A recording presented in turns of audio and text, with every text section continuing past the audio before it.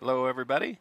It's Bill Jenneru, Associate Professor at Kansas State University, Computer Technology, and I have a class called Networking 1, and today we had a snow day. We were going to review for an exam, and we didn't get that done today, so I thought I'd make this video to kind of review some of the concepts we've been talking about this semester so far. So for my students, there's a handout on K-State Online that has just kind of an outline of things that you should review, things that you should know about. So we'll just kind of run through those here and give you some things to think about. So the first on my list is, what is a network? Well, a network, if you'll remember from early on in the semester, we talked about how it could be computers. It doesn't have to be computers anymore. It can be any kind of a connected device. It can be a printer. It can be even telephones now connect to computer networks and share data. So it's really it's a device that connects to a network, and there's some form of media between it.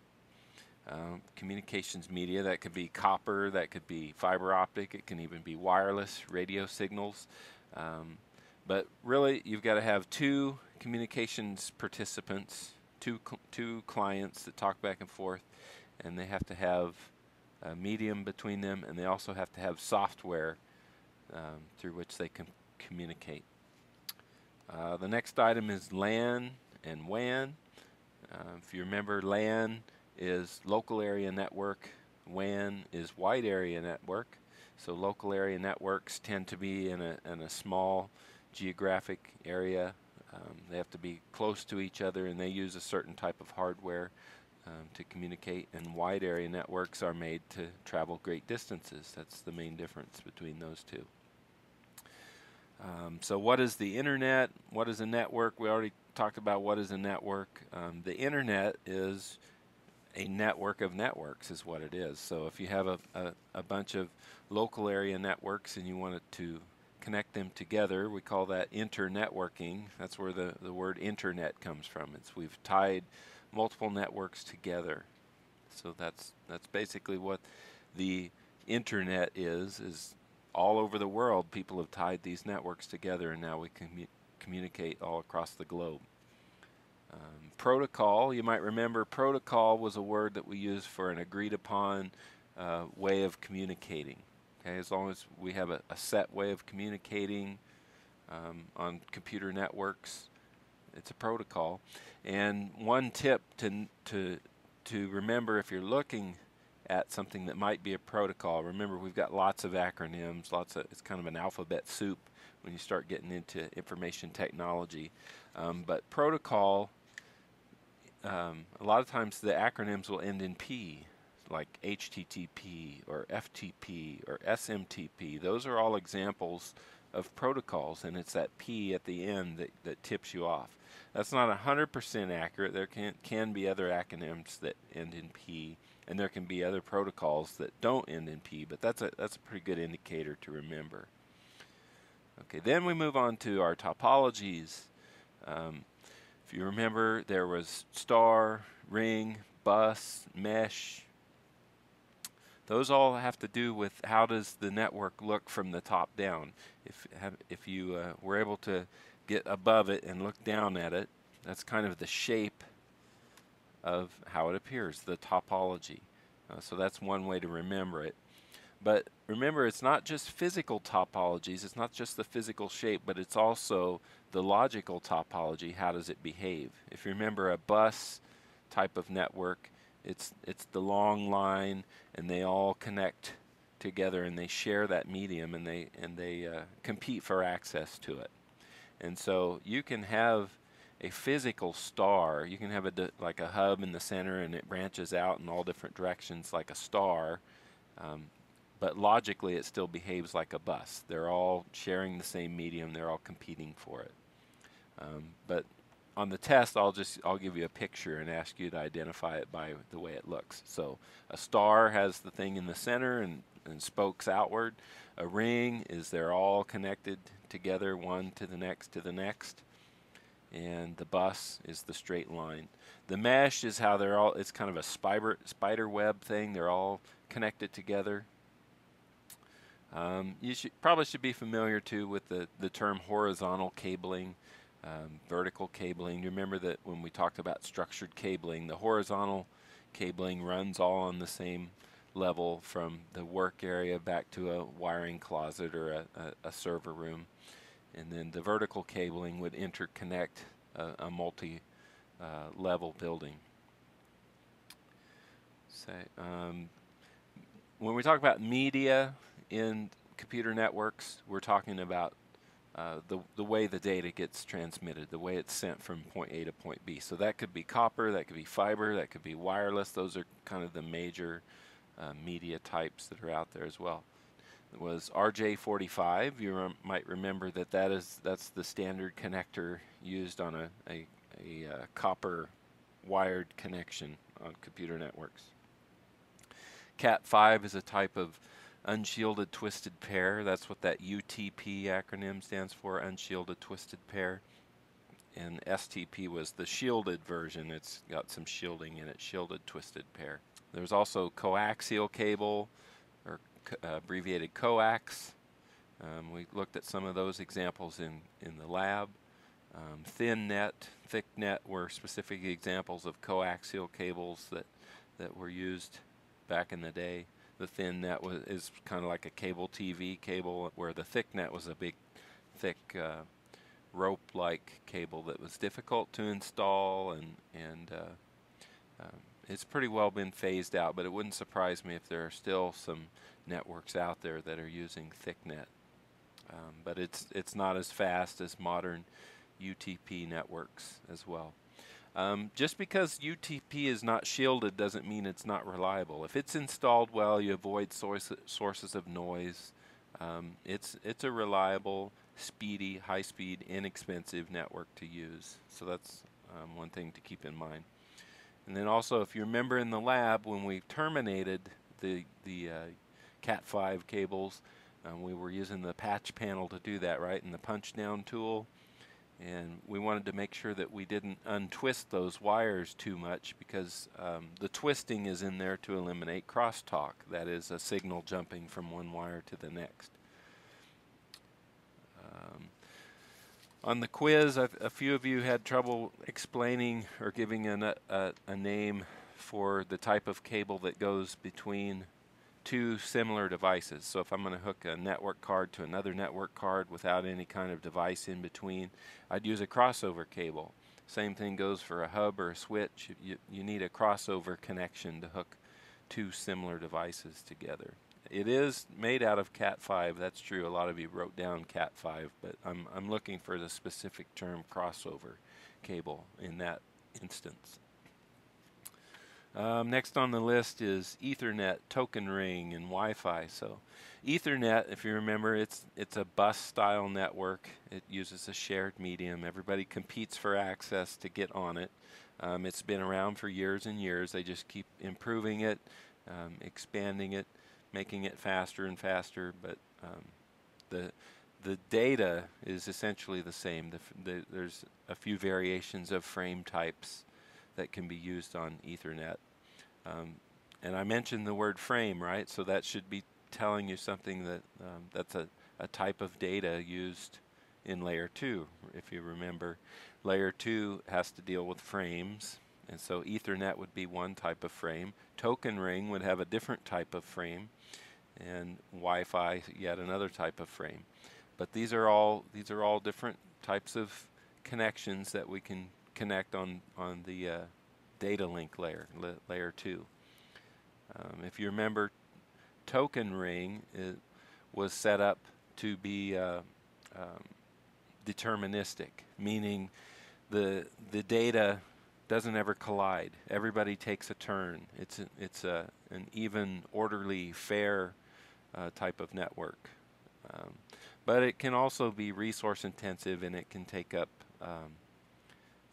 you can spend time giving network time to people who aren't going to use it. So in some ways, Ethernet where they fight it out to get on the network, it can be more efficient. But as you get more and more computers on the system, then that efficiency goes down as they start colliding. Their data starts colliding back and forth.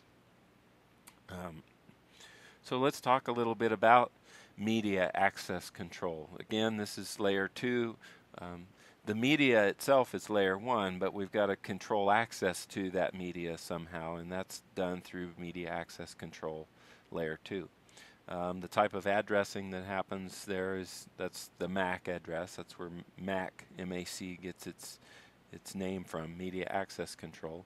And you might remember also that we talked about CSMA/CD, and that stands for Carrier Sense Multiple Access with Collision Detection.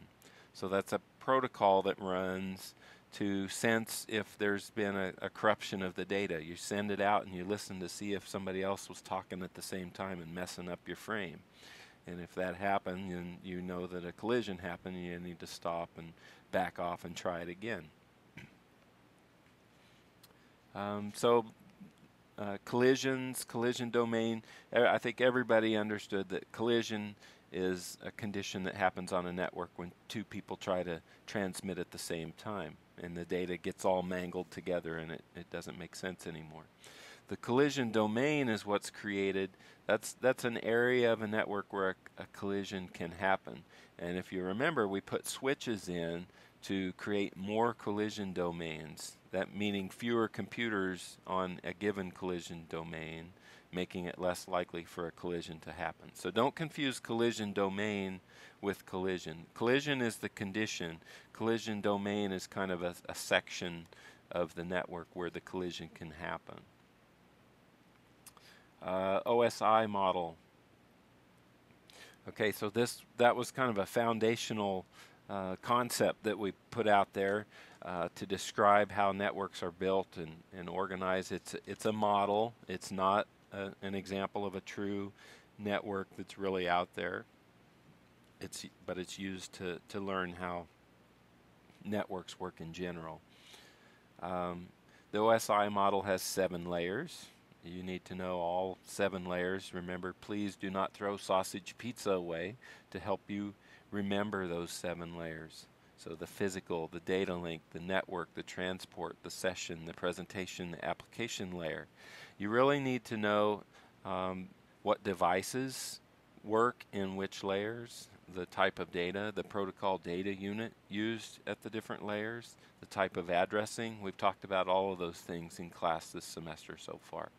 So just a quick rundown on those. You might remember that hubs and repeaters are in layer 1, and switches and bridges are in layer 2, and in layer 3 we find the router. So those are the first 3 layers are where the devices are going to live, and then layer 4 up through 7 are more software layers, and different software things happen at that time.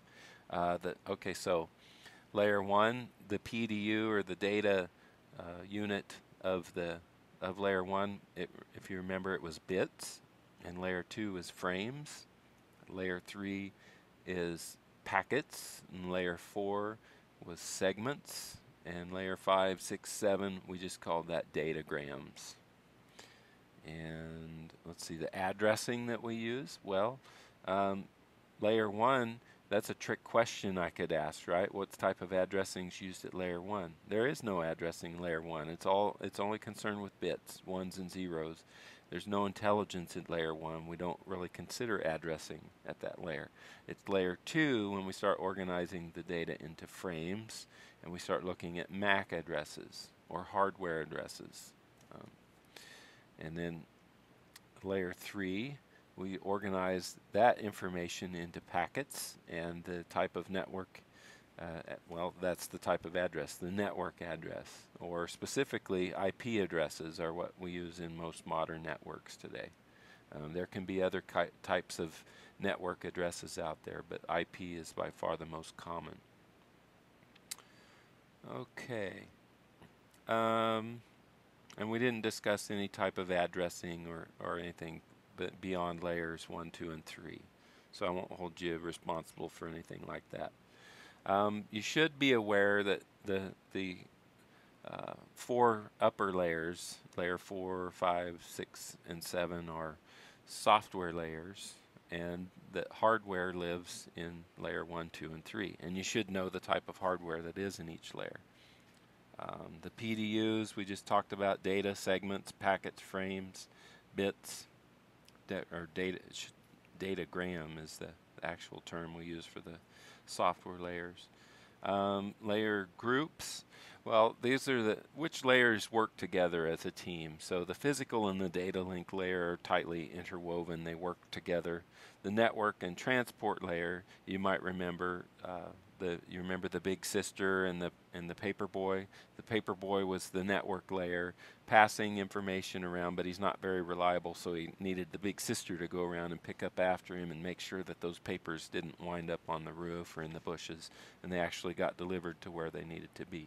So the big sister was the transport layer, and the network layer was the paper boy. Session, presentation, application layers, those are we kind of lump those together too as software layers, and they do different software things at that point. The physical layer, okay, on the outline sheet here it shows physical layer, data link layer, network layer. We talked about all of that to this point so far. Transport layer is made up of segments, and it is responsible for flow control, making sure the information goes at the right speed. If information gets put out of order, if it arrives out of sequence, we'll use sequence numbers to put those back in order. We haven't talked about that in any great detail in class yet, but you should know that the transport layer, layer 4, is responsible for reordering and controlling the speed of the data. You should also know that TCP is the main protocol used in layer 4 right now, and that's what gives the reliability to the unreliable layer 3. Layer 3 is the network layer, like we called it the paper boy. It's responsible for doing path selection, deciding which route the information is going to go from point A to point B. That's where our routers live, and it's really responsible for getting the data from one network to the next. And you should know that it's not reliable. It does best effort delivery, but it relies on the transport layer to confirm that stuff got there. So that's why we link network and transport layer together and say that they're a group, or they work as a team. Finally is encapsulation. Remember, we talked about encapsulation as the way that the protocol data unit for one layer becomes the data for the next layer. Okay, so we start at the top down, and we stick that into the layer below it, and it becomes that next layer's data. And you might also remember that when we have these conversations from a client to a server, or a client to a client, and on the OSI model, that each layer talks to its respective partner on the other side. So layer 3 would talk to layer 3, layer 2 would talk to layer 2, but the encapsulation and decapsulation all goes from one layer above down and down and down, if you remember that movie that we did. So that's kind of a summary. Let's see if I've forgotten anything here. Run through like the last quiz, or we did a handout. There wasn't anything on the review about the electrical chapter that we talked about, but it was on a handout that we did. It was on a quiz that we did. So you might just take a look at some of the electrical concepts there. Mainly, you should be familiar with Ohm's law, and remember that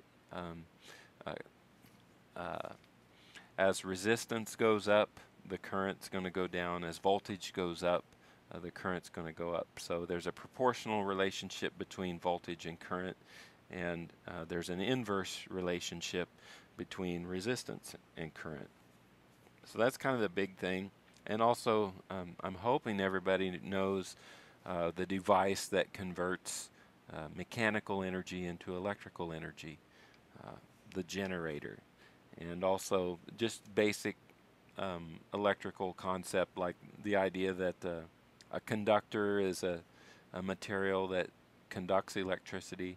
It's got free electrons in it, and the movement of electrons is actually what electricity is. So, all right, well, that's kind of the review in a nutshell. I hope that's helpful to you. I hope you'll take some time and look over the wiki that you guys have been putting together, look over your notes, look through this review, and good luck on Wednesday. We'll see you Wednesday.